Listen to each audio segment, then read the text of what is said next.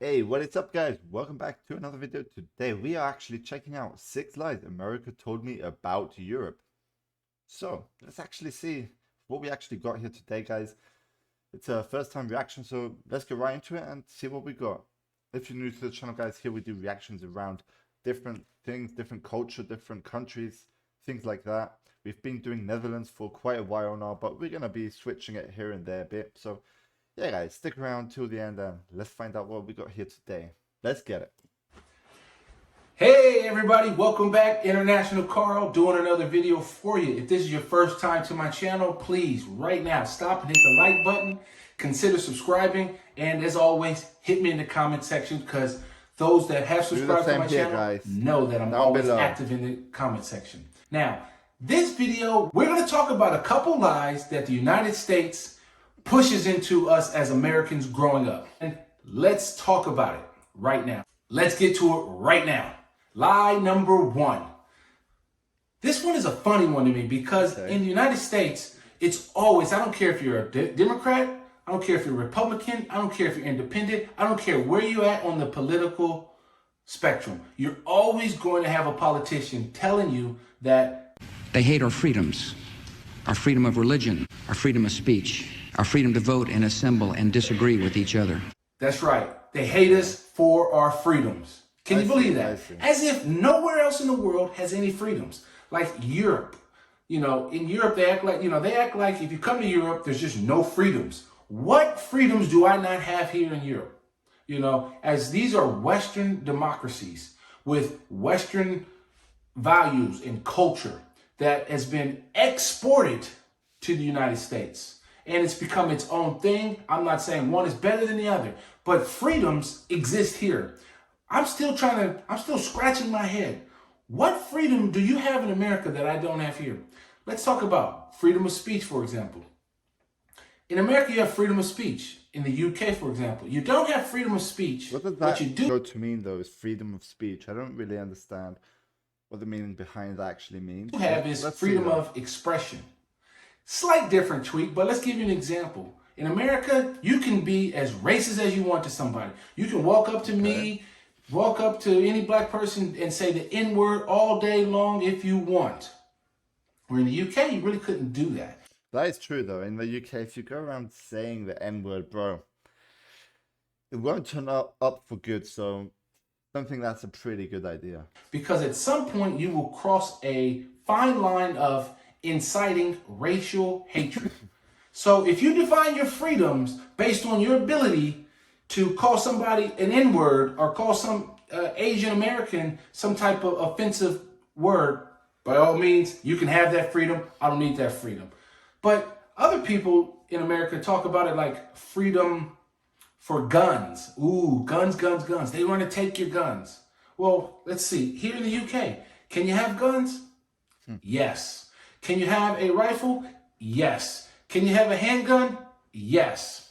What does the Second Amendment say in the United States? It's highly regulated. So what is it here in the UK? Guess what? It's highly regulated. There's lots of regulations around what type of gun, where you have to store that gun, where you have to keep the ammunition, what do you have to do for the maintenance of that gun? Highly regulated. So you still have the freedom to have a gun. So if you define your freedoms as being able to have as many guns as you want in America, okay, fine, no argument. But I think that's a lie that they sell, that nobody here has any guns. Not true. Number 2. Wow, that was actually pretty interesting, you know. But yeah, anyway, let's keep it going with number 2. See what else we got. 2. Social housing is a bad thing. It's something that you're supposed to segregate from the rest of the population. So, for example, in America, especially in LA where I'm from, or Southern California where I'm from, social housing, Section 8.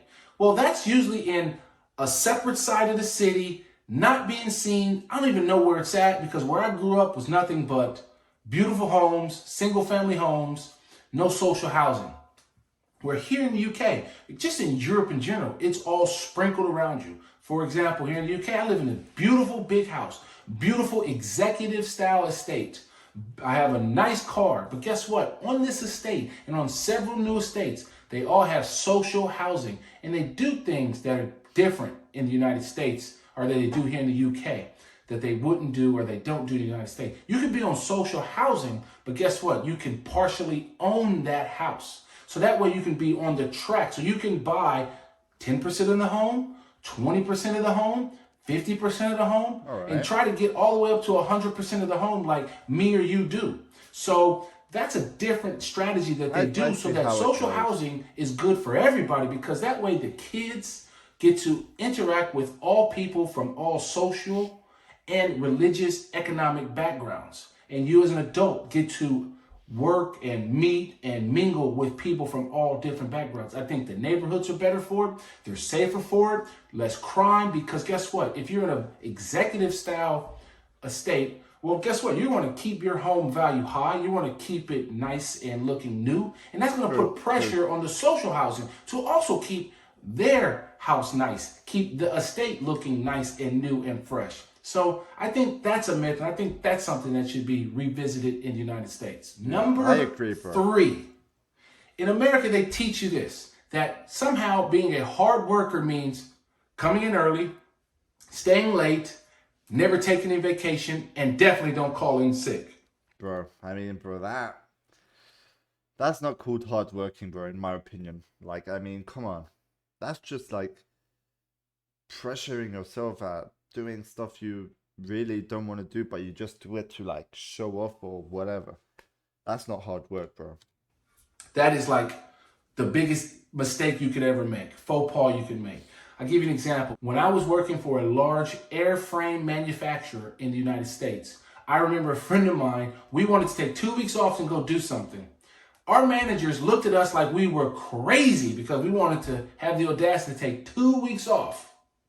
And mind you, we didn't take any days off prior to that. We just wanted to take 2 weeks off in a year so we could go do something.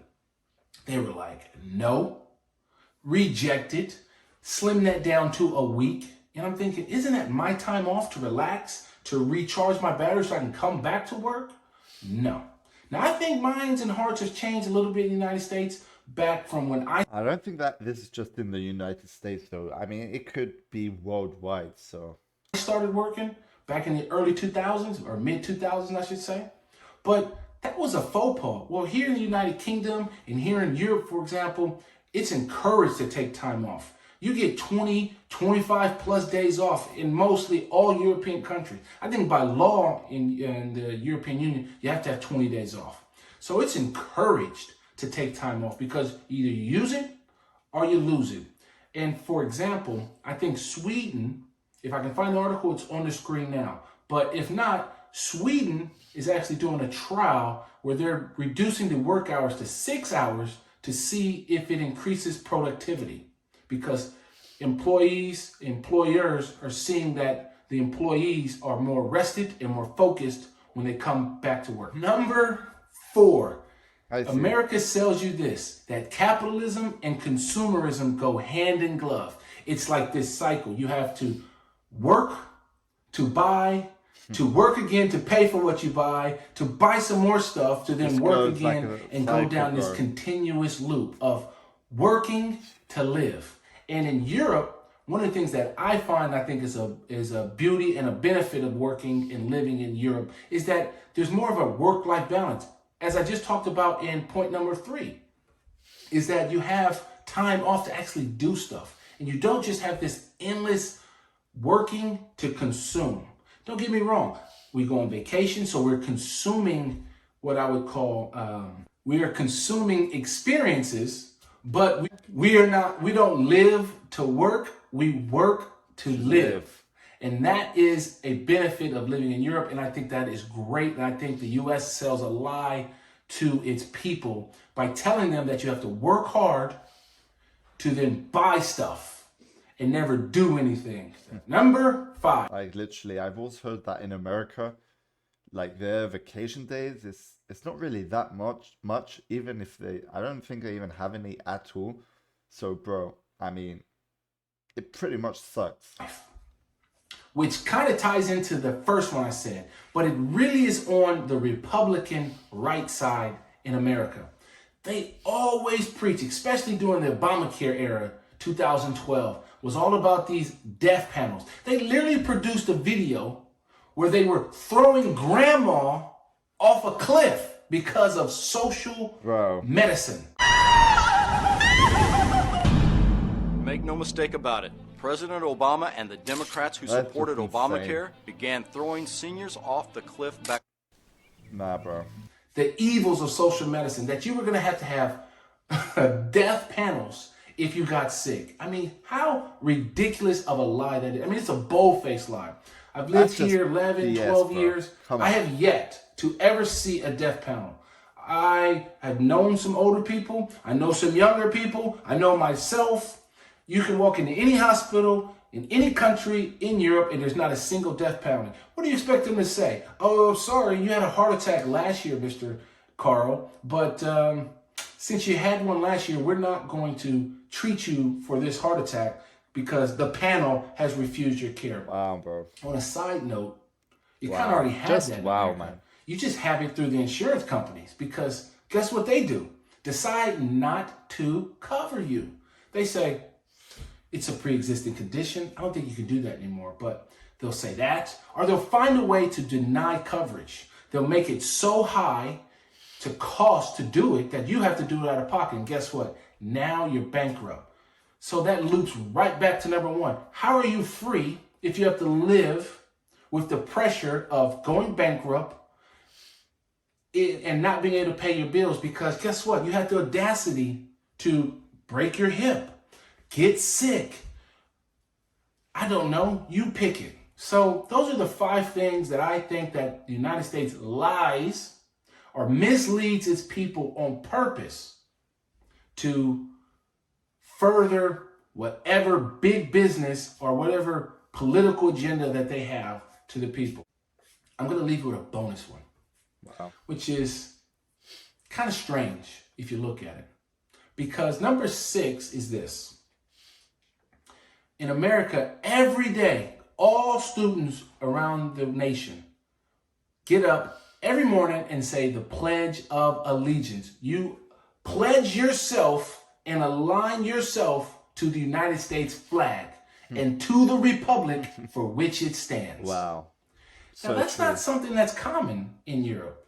In many Western countries, I don't know of any other Western country that makes its kids get up every morning. I do know of one back in 1938, 1942-ish time. Those kids used to get up and actually pledge allegiance to their flag and to their Führer. But I don't know if that's something we should necessarily be doing. Don't get me wrong, I love my country. I'm very patriotic about it. I love the 4th of July for all its. My country is never perfect, but I think it can get better. But that's mine. Hit me in the comments. Tell me what you think. And like always, click here to subscribe to the channel and click right here, right there to watch another one. Wow, honestly, bro, what he had to say is true, but you don't really see it, you know? It's like things you don't really see like very easily. You just have to think about it, like how things work and all that sort of crazy stuff to actually understand how, like, you could say, like for this example, America is lying to their people. But wow, really, really interesting video. Really enjoyed the things said here. But yeah, let me know your thoughts as well, guys, in the comments below. Don't forget to check out our Discord community. Link is below in the description. And yeah, we'll see you on the next video, guys. Hope you enjoyed, and peace out.